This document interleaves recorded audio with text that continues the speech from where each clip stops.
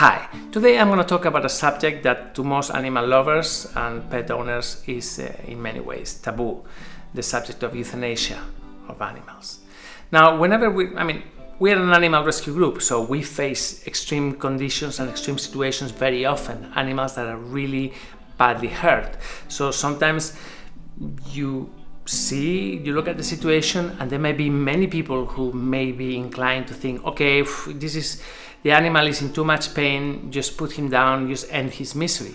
Now, this is a pet peeve of mine, end his misery. It looks like such a despective and dismissive way of saying it. Kill an animal, end his misery. Whenever we rescue an animal, we always end their misery. But we don't do it by killing them. We do it by treating them, by rehabilitating them, by making them better. That way their misery, which was the situation, the miserable position that they were in pain, we end it that way. So we don't end misery by killing, we end misery by giving them life. It's a completely different way to look at the problem. So when we get an animal that is injured or that is sick or that is old or whatever it is, we always look at the medium to long term, and we look at another variable, which is the variable of pain. You get an animal that is in pain, right? Can I do something to get rid of that pain right now? Maybe no. Maybe right now you can't really. You can alleviate it slightly, but the animal is going to be in pain until it heals. Right, but when you look at the midterm, is the animal going to be in pain in a week? No, probably no. In 2 weeks? Certainly no. Is he going to be able to live a year, 2 years? Yeah, surely. So we don't focus on the short term, we focus on the medium to long term, and I think that's the key. That's the right way to look at it. If you take decisions only looking at the short term, the decision is nearly always going to be wrong. We know many rescues that have to face situations like this, that have to take decisions looking at the short term, and I think they are invariably wrong. When we went into animal rescue, we saw that so many rescues, they were killing the animals right away because they were looking at the short term, because they were looking at the cost. How much is that going to cost? Well, do we know if it's going to be okay in 6 months' time? No, we don't know. We only look at the short term. So the animals were all euthanized. So we started rescuing animals and started giving them the chance. And we saw that time after time, rescue after rescue, month after month, year after year, we kind of broke the whole paradigm that they had. If you give these animals a chance, they're going to get better. Chances are they're going to get better. Obviously, and please, if somebody tells you they never euthanize their animals, if a rescue tells you they never euthanize, don't trust them. Because it either means that they euthanize, but later, like we do, we euthanize animals, but only after we have reached the point when we know there's nothing else we can do to alleviate their pain. For example, Klaus is with us, he's okay, he feels no pain, he's having a great time. The tumor is growing fast. We don't know if it's going to be next week or maybe the week after that. At some point, the tumor is going to become too big, and there's going to be a point where we'll not be able to manage his pain. He'll be painful, and then just before he gets to that point, Klaus will leave us. And I think that's the right approach.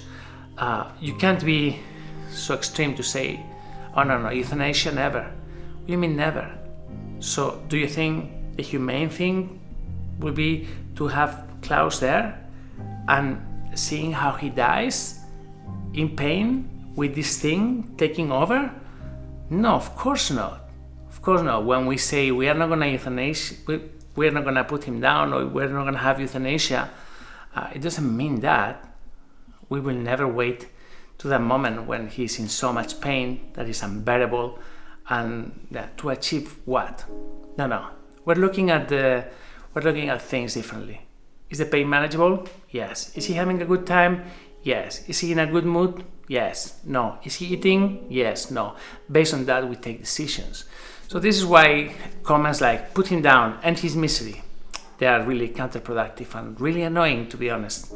So I don't want to make I didn't want to make a nagging video or even a rambling one, but I do feel that when we have a dog that is in a terrible condition like what he is now, these questions need to be addressed. Many of our friends and donors and sponsors and patrons, they help us because they know that we care deeply about these animals, and that we try to find the midterm, that we try to find a good solution and a good position for them. But we don't want them to feel that we are not considerate enough to give them a merciful death. Of course we do. Of course we do. Klaus is going to have a great time and is going to live with us until the right time comes. And then when this happens, he will leave us. We will be there surrounding him. He will die surrounded by friends and people that love him. Exactly like you should do if your animal is sick and you can treat him and it's got to the point where there's nothing else you can do. We can't take extreme positions when it comes to something like this. There are variables to consider. Guys, thank you very much for being here. Sorry I have to talk about this. It's really hard and it's really painful, and maybe some of you will have had to face this painful reality recently. Last dog we had to euthanize was Pipa.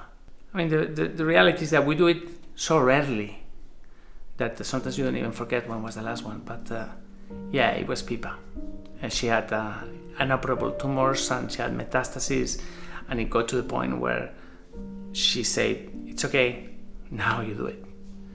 And then we know. So it's a matter of also communicating with your animal. Don't get stuck into a dogmatic position. We never euthanize our animals because it wouldn't be right. Anyway, lots of love, guys. Thank you very much. Thanks for your support. And sorry to be talking about this, but I think it's necessary. We all have to be in the same point. I mean, to be fighting for life doesn't mean not accepting death. At some point we have to accept it. And if we have to help it, we have to help it. Okay? Lots of love and talk to you tomorrow. Take care.